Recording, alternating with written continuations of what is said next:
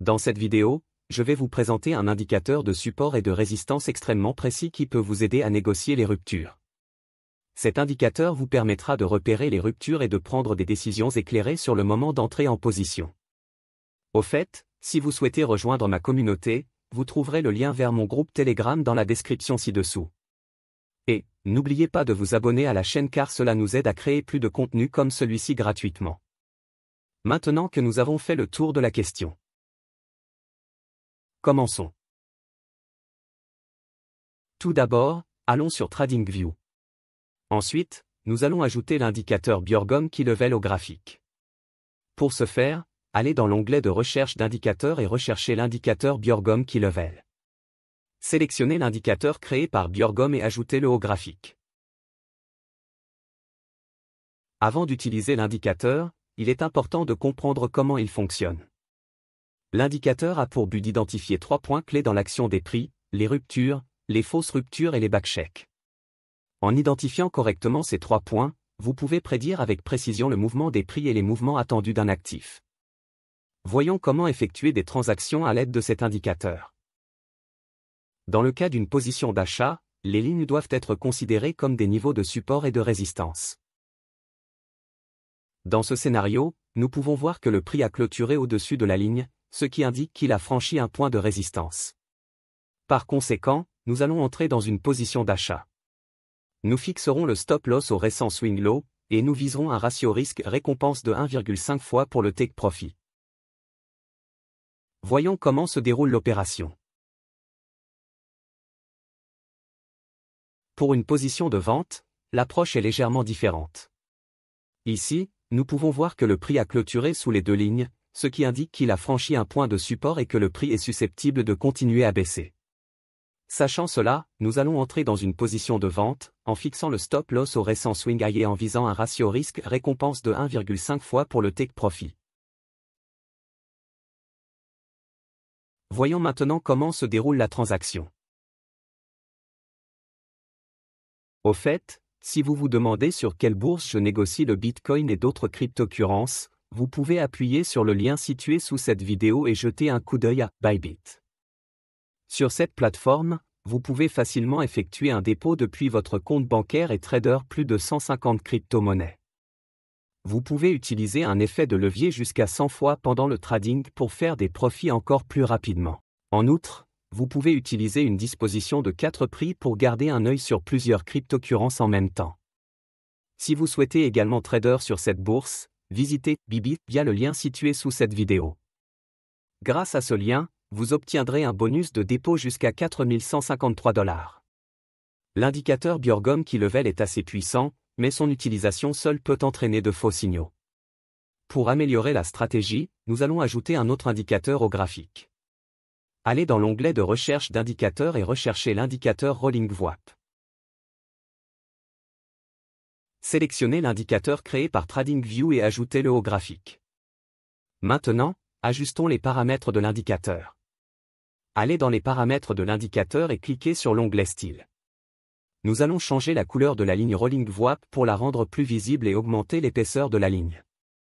Vous pouvez ensuite fermer l'onglet des paramètres. Nous utiliserons l'indicateur VWAP comme un indicateur de direction de tendance, ce qui nous permettra de filtrer les signaux qui vont à l'encontre de la tendance générale.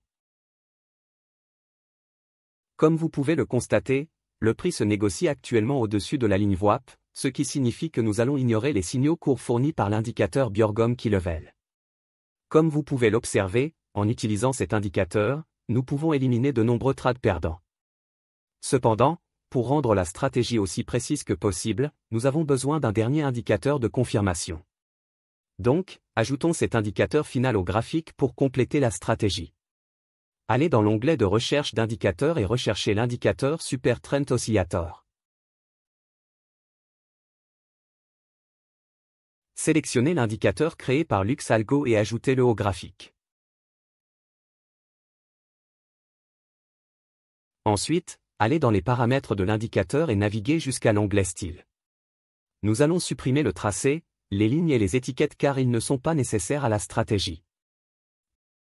Nous allons également changer la couleur et l'épaisseur de la ligne de signal pour la rendre plus visible. Avec ces changements, la stratégie est maintenant complète. Conditions d'entrée. Maintenant que les indicateurs sont sur le graphique, passons en revue les conditions de trading avant d'entrer en position.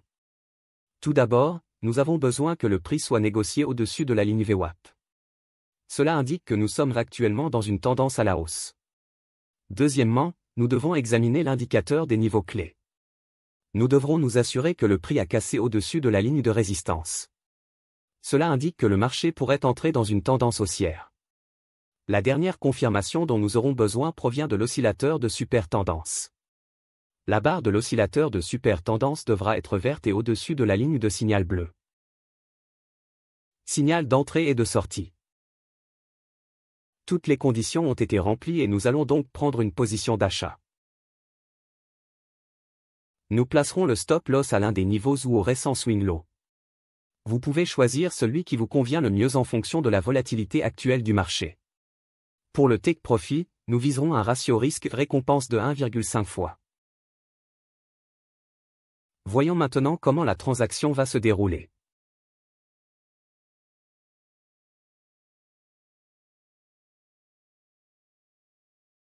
Pour prendre une position courte, nous devons remplir les conditions suivantes. Tout d'abord, le prix doit être négocié en dessous de la ligne VWAP. Cela indique que nous sommes actuellement dans une tendance à la baisse. Deuxièmement, nous devons examiner l'indicateur des niveaux clés. Nous devrons nous assurer que le prix a cassé la ligne de support. Cela indique que le marché pourrait entrer dans une tendance baissière. La dernière confirmation dont nous aurons besoin provient de l'oscillateur de super tendance. La barre de l'oscillateur de super tendance doit être rouge et en dessous de la ligne de signal bleu. Une fois toutes les conditions remplies, nous entrerons dans une position courte. Nous placerons le stop loss à l'un des niveaux ou au récent swing high.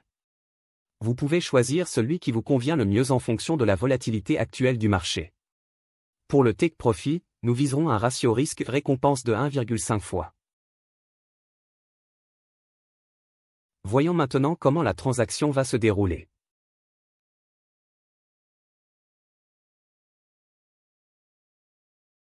Backtesting. J'espère que vous avez compris les règles de cette stratégie.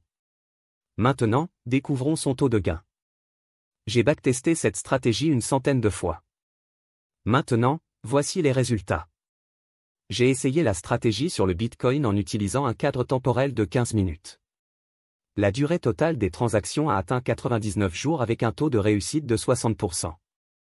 Si vous avez 1000 $ comme capital dans votre portefeuille, et que vous utilisez 50 $ par transaction avec un effet de levier de 20 fois, vous finirez par avoir une augmentation de 56,52% sur la taille de votre portefeuille. Ce qui vous fera un total de 1565,2 $ en taille finale de compte. C'est la fin de la stratégie. J'espère que vous en avez appris plus dans cette vidéo. Donc, si vous aimez cette vidéo, s'il vous plaît appuyez sur le bouton d'abonnement afin que vous ne manquiez pas plus de vidéos comme celui-ci. J'ai également mis mon lien Telegram dans la description ci-dessous. Vous pouvez rejoindre ma communauté Telegram pour être tenu au courant de mes affaires courantes. Comme toujours. Merci pour votre temps, et à bientôt dans ma prochaine vidéo. Au revoir.